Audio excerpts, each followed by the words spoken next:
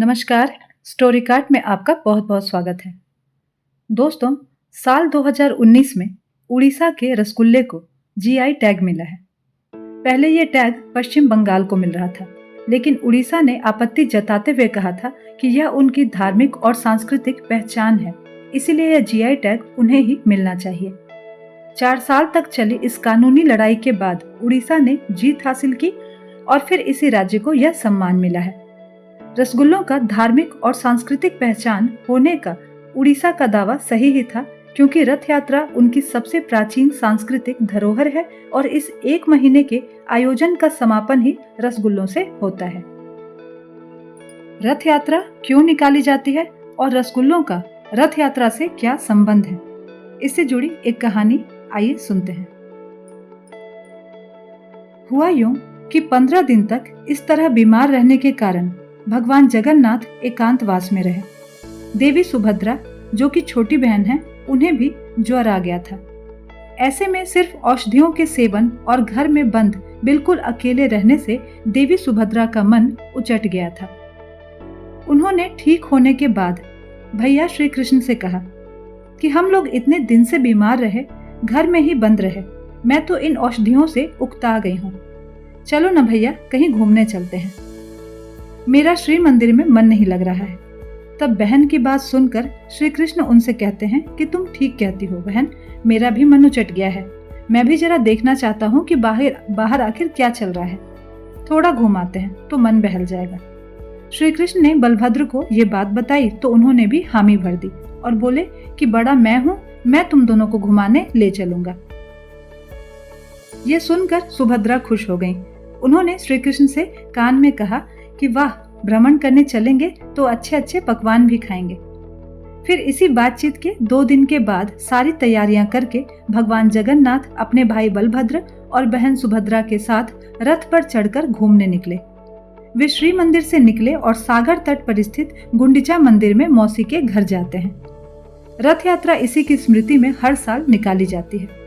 मौसी गुंडिचा ने अपने बीमार भांजे भांजियों का खूब ध्यान रखा, उन्हें पकवान खिलाए और बलभद्र, सुभद्रा और जगन्नाथ जी वहां सुख से रहने लगे। रथ यात्रा को लेकर एक दूसरी जनश्रुति द्वारका धाम में प्रचलित है। कहते हैं कि जब श्री कृष्ण, बलभद्र और सुभद्रा ने माता रोहिणी से अपने बचपन की कथा सुनी तो वे तीनों फिर से गोकुल वासियों से मिलने के लिए व्याकुल हो गए। उन्होंने रथ तैयार कराया और निकल पड़े गोकुल की ओर। यहाँ वे 7 दिन रहे। इस दौरान गोकुल, नंदग्राम, बरसाना, वृंदावन, उन सभी पुरानी जगहों पर गए जहां उनका बचपन बीता था। गांव के जितने भी बच्चे थे सभी नौजवान हो चुके थे।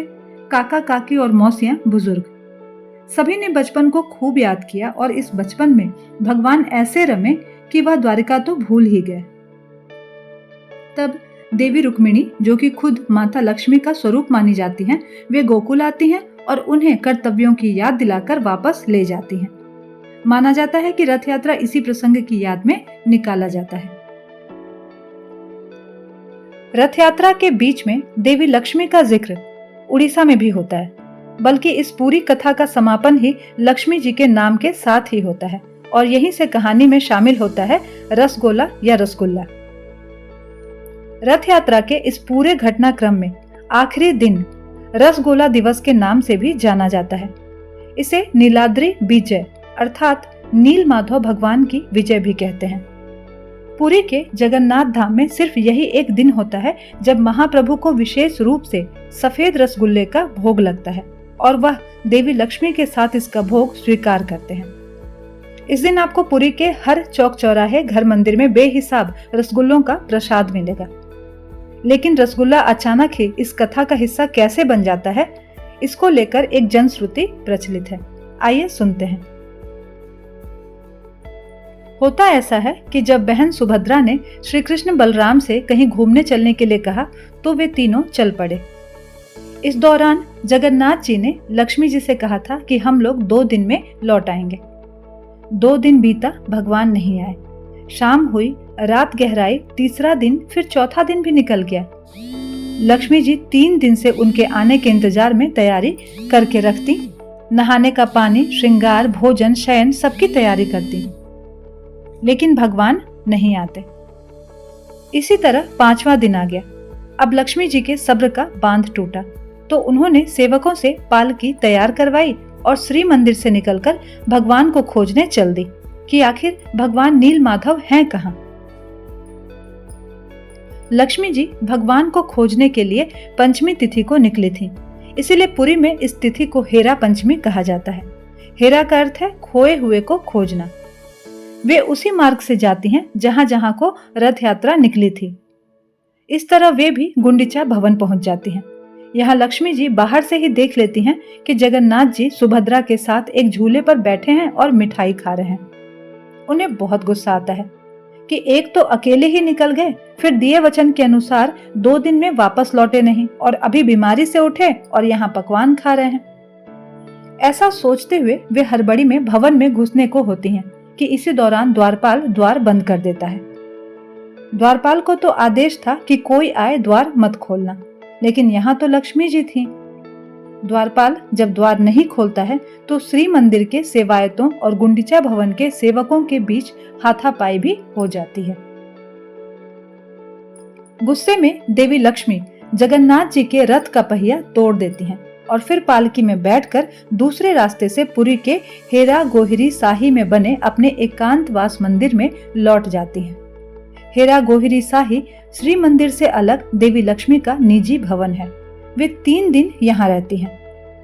उधर जगन्नाथ जी को पता चलता है कि लक्ष्मी आई थी और गुस्से में लौट गई हैं, तो वे भी अपने भाई बहन से लक्ष्मी की नाराजगी के बारे में बताते हैं और श्री मंदिर चलने के लिए कहते हैं। तीनों भाई बहन एक ही रथ में वापस लौटते हैं और श्री मंदिर में लौटने की इस रथ यात्रा को बाहुदा रथ यात्रा या फिर बहुड़ा रथ यात्रा कहते हैं। यह भगवान के भ्रमण से वापसी का प्रतीक है। अब जब तीनों ही श्री मंदिर के द्वार पर पहुंचते हैं तो देखते हैं कि श्री मंदिर बहुत सोना है, तो वे समझ जाते हैं कि लक्ष्मी जी यहाँ नहीं हैं। इसके बाद भगवान सेवकों से पता करते हैं कि लक्ष्मी जी कहाँ हैं।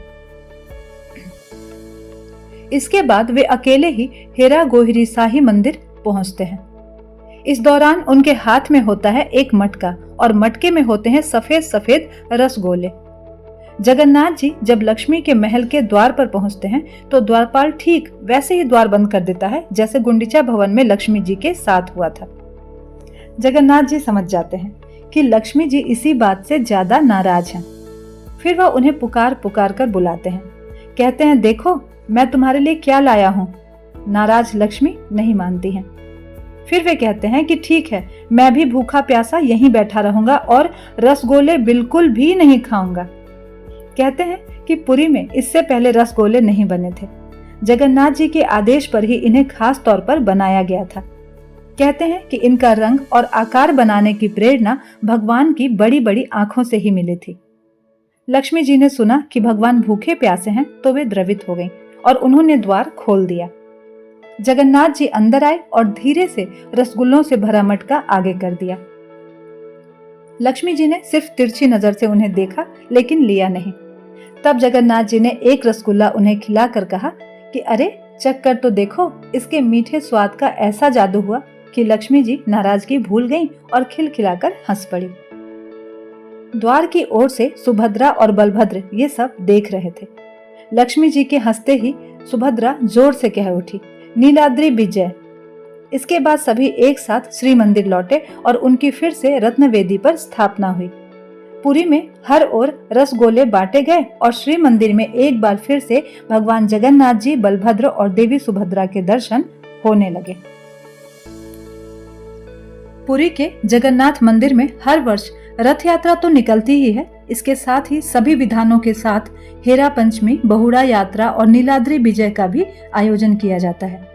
पुरी के श्री मंदिर के कलाकार हर वर्ष इस यात्रा के साथ नीलाद्री विजय की लोक कथा का नाट्य रूपांतरण करते हुए मंचन भी करते हैं।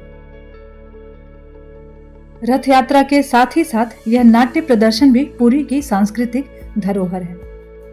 तो दोस्तों, आपको ये कहानी कैसी लगी हमें जरूर बताइएगा। धन्यवाद।